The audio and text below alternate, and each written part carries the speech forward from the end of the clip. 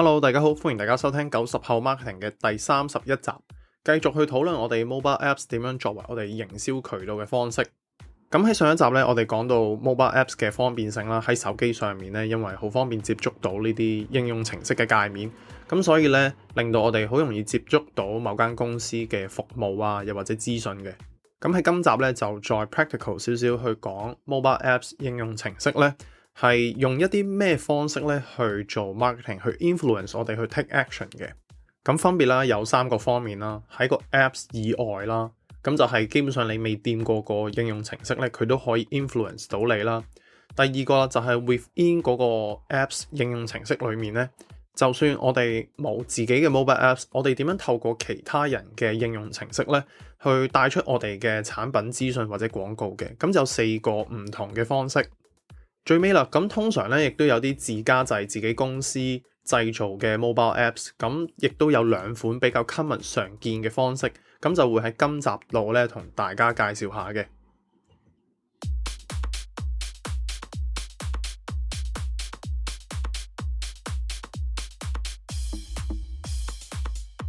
Hello， 大家好，歡迎大家收聽90後 Marketing。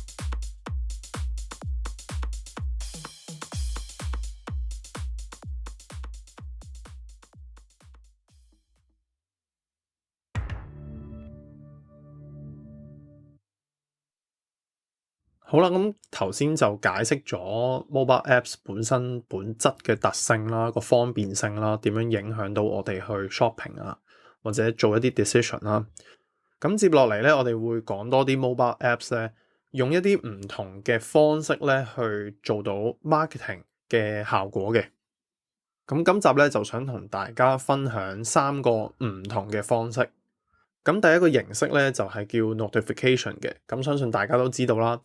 當大家裝咗 mobile apps 之後咧，好多時咧佢都可以彈到啲 notification 俾我哋啦。咁就會彈出可能最新嘅產品資訊啊、產品優惠啊，又或者大特價呢啲資訊俾我哋嘅。咁 further 多少少啦，例如果嗰個應用程式係自己嗰間公司 develop 嘅自家媒體咧 ，for example Uber 一個叫車嘅 apps 啦，咁可能突然之間佢送咗一個100蚊 coupon 俾你嘅。咁你遲都冇用喎。咁 notification 咧唔單止可以當初話俾你知有100蚊 coupon 俾你去用啦，咁亦都可能咧過咗3、4、5日之後咧，佢再彈個 notification 俾你，就係話你個 coupon 就嚟到期咯。咁就有個 reminder 話俾你知個 coupon 你可以用，咁從而咧去 push 你去用佢嗰個 coupon 啦，一個 marketing 嘅 strategy 啦，再消費佢呢個 apps 嘅。咁再者咧，有一啲應用程式咧係本身係一啲資訊集中型少少啦，或者平台形式少少嘅媒體啦。咁 for example 有 YouLifeHK 啊，或者 Price.com 呢啲本身係一個平台或者 magazine 形式嘅媒體嚟嘅。咁 through 佢哋本身裡面呢個 apps 咧，佢哋再 promote 其他品牌或者其他產品優惠資訊嘅。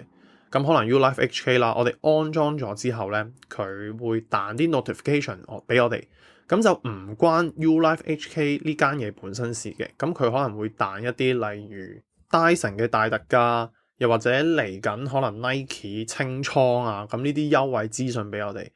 咁個做法咧就係 through YouLifeHK 呢個 app 去 promote 翻其他品牌嘅產品同埋優惠資訊嘅。好啦，咁第2個 mobile apps 點樣做到 marketing 嘅效果呢？頭先 notification 就係，就算 even though 我哋未打開個 apps， 咁佢都有一啲 marketing 嘅 function 啦。咁但係之後第2個咧，呢一 part 咧，我哋就會講 within 個 app 裏面咧，佢點樣做到 advertising 嘅。咁喺 app 裏面咧，我哋會通常見到4種唔同嘅廣告形式啦。第一個咧就叫 in-app ads 嘅。個意思咧就係應用程式裏面咧本身就具備咗呢啲資訊去做到 advertising 嘅效果，可以係一啲圖片啊、banner 啊、文字啊、短片任何嘅內容形式去表達嘅。咁有個 example 啦 ，for example 我哋叫 Food Panda 或者 Deliveroo 嘅時候，裡面有好多唔同餐廳嘅美食嘅圖片啊、價錢啊呢啲資訊咧。咁就話俾我哋知，去影響我哋應該去買或者消費邊啲產品嘅。咁第二個咧就係叫 interstitial ads 啦。咁呢啲廣告咧就會打斷咗我哋用應用程式嘅時候一啲 user experience 嘅。咁個模式係點咧？佢哋係會強迫我哋去睇或者留意到某啲廣告嘅。咁通常就係一打開個 apps 咧，喺你未用 apps 之前咧，咁成版可能就黑咗少少啦，跟住然後咧就彈出一個平面廣告。咁通常呢啲廣告咧，我哋都可以 close 交叉咗佢嘅。咁只不過咧，我哋多多少少咧都已經吸收咗嗰個廣告裡面咧想講嘅一啲嘢。可能咧我哋慣咗開 apps，跟住然後即刻知道會彈個廣告啦，我即刻交叉咗佢啦。但係可能下一秒咧，大家就 realize 到，咦唔係喎，頭先可能我見到個大減價一折喎，跟住然後可能你會重新打開個 apps，跟住再睇下睇唔睇到多次嗰個廣告。如果睇到嘅，我想睇下係咩嚟嘅。咁佢就係想做到呢個效果，唔係強迫你去消費嗰個廣告，去 consume 嗰個廣告嘅內容。佢就係想做到一樣嘢啫，就係留意到嗰個廣告。咁第三類嘅廣告咧，就係一個叫 rewarded video ads 嘅獎勵式廣告啦。咁通常都係用喺一啲手機應用程式裡面。咁就係強迫你睇完某段 video 嘅廣告咧，先可以得到遊戲嘅一啲獎勵啊，或者金錢嘅。咁佢就真係完全強迫你去睇晒成段廣告嘅內容啦，逼你去 consume 啦。咁用得呢啲形式去做廣告嘅公司咧，背後可能有唔同嘅諗法啦。可能本身佢拍咗段 video 唔想嘥嘅，又或者更加 make sense 嘅咧，就係佢嘅產品或者服務內容係比較多嘅，比較多 detail 嘅。咁就係要靠 video 嘅形式，好好咁帶到個 message 俾大家，而亦都佢可能 realize 就係冇乜人會睇嗰個 video 嘅，咁就用一個強迫嘅手段咧，去俾大家去 consume 佢呢個廣告嘅內容，從而咧可能去達到一啲目的啦，例如 for example 明白佢哋呢個產品或者服務嘅一啲 detail 嘅內容等等嘅。好啦，咁去到最後一個啦，native ads。咁呢個廣告嘅形式咧比較低調啦，呈現嘅形式咧，佢會模仿翻應用程式裡面嘅資訊咧，去俾觀眾睇嘅。咁通常我哋會喺邊一度睇到 native ads 咧？咁通常都係一啲社交平台啊，又或者新聞啊，資訊集中少少嘅應用程式會有嘅。For example 啦，我哋打開一個新聞嘅 apps，可能係 SCMP，又或者係蘋果動新聞嘅。咁通常咧，都係有一張圖片，跟住加個大標題。咁我哋咧就可能朝早睇新聞啦，碌。咁但係咧 within 碌緊嗰陣時咧，其實可能當中裡面咧有啲標題咧，其實係廣告嚟嘅喎。咁就係有啲廣告咧會模仿翻應用程式裡面嘅資訊啦，例如新聞 apps 裡面嘅圖片偏向長方形嘅，咁佢就會 crop 翻 adjust 翻去長方形啦。文字咧會跟翻個新聞 apps 裡面嘅 fonts 大細或者顏色咯，咁令到大家個感覺咧就係其實睇落去咧個感覺同一篇新聞冇分別嘅，但係可能好多時咧大家睇完個標題咧先知道原來嗰個係廣告嚟嘅喎。咁呢種形式咧比較上咧係為咗唔會破壞個 apps 嘅 user experience 啦，用戶體驗啦，同埋就係用一個 soft 啲嘅 approach 咧，去 advertise 翻啲觀眾或者用戶嘅。好啦，咁喺度補充多少少嘢啦。其實呢四種方式咧，個廣告形式方式咧，好多時咧都係去 advertise 廣告 market 一啲唔關個 apps 本身嗰間公司嘅事嘅。咁我哋繼續用新聞 apps 去做一個 example 啦。For example 好多唔同嘅遊戲手機 app 嘅。咁啱頭先嘅方式咧，其實佢即係本身個 app 本身可以去不斷 promote 去玩佢自己嘅遊戲啦，又或者去 promote 佢本身間公司可以帶有其他嘅一啲遊戲嘅。但係佢加插咗呢啲 function， 即係例如強迫你去睇其他廣告嘅嗰個 function 咧，咁變相可以令到嗰個 app 咧同時間去 market 其他公司第三方公司嘅一啲廣告嘅。咁簡單嚟講咧，就係話啱頭先嗰四種方式咧，就係點樣每間公司咧可以透過其他公司嘅 mobile apps 去宣傳翻我自己嘅產品或者服務嘅。